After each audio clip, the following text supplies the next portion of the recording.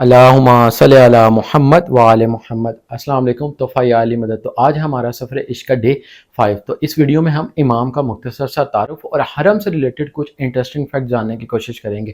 امام علی رضا علیہ السلام ہم شیعوں کے 8ویں امام ہیں، اور ان کے والد کا نام حضرت امام موسیٰ الکاظم ابن جعفر ہے، اور ان کی والدہ کا نام ام البنین نجمہ خاتون ہے۔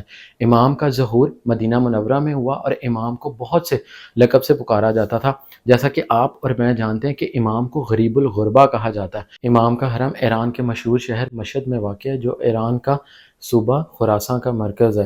جیسے ہی آپ حرم میں داخل ہوتے ہیں تو آپ کی نظر سامنے سنہری گنبد پہ پڑتی ہے، اور آپ کا سر عقیدت سے محبت سے جھک جاتا ہے، اور بغیر کسی وجہ کے آپ کی آنکھوں سے آنسو جاری ہو جاتے ہیں۔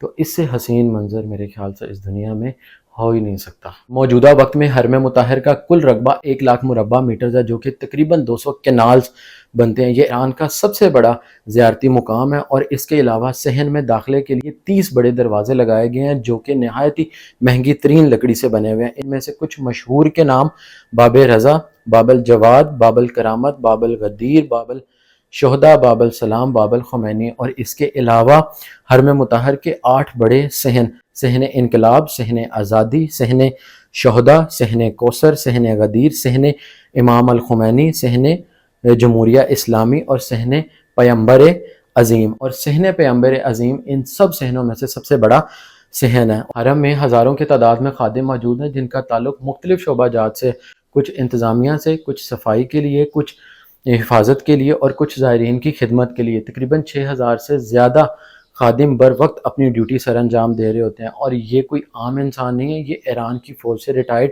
جنرل، کرنل، بریگیڈیئر، اور اس کے علاوہ جج وغیرہ۔ سالانہ تقریباً 30 سے 35 ملین لوگ حرم کی زیارت کے لیے آتے ہیں۔ صحن سے زری کی طرف جب آپ جاتے ہیں تو 12 سے 15 ایسے دروازے ہیں جو کہ پیور گولڈ سے بنے ہوئے ہیں، اور گنبد بھی پیور گولڈ سے بنا ہوا ہے۔ اور یہاں پہ بات ابھی ختم نہیں ہوتی، امام کے نام ہزاروں کی تعداد میں فیکٹریز ہیں، اور اس کے علاوہ بہت سے باغات بھی ہیں۔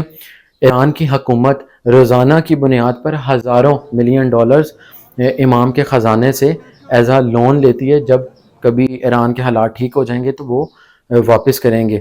تو جیسے ہی آپ حرم میں انٹر ہوتے ہیں تو بہت ہی مہنگا ترین سنگ مرمر لگا ہوا ہے، جو کہ سردیوں میں گرم اور گرمیوں میں ٹھنڈا ہو جاتا ہے۔ ان سب کے علاوہ ایک بہت ہی حیران کن بات، امام کے روزے میں ایک ایسا پتھر، ایک ایسا فیروزہ موجود ہے کہ اگر ایران دیوالیہ ہو جائے یا ایران تباہ ہو جائے تو ایران صرف اس ایک پتھر کو، اس ایک فیروزے کو بیچ کے دوبارہ اپنے قدموں پہ کھڑا ہو سکتا ہے۔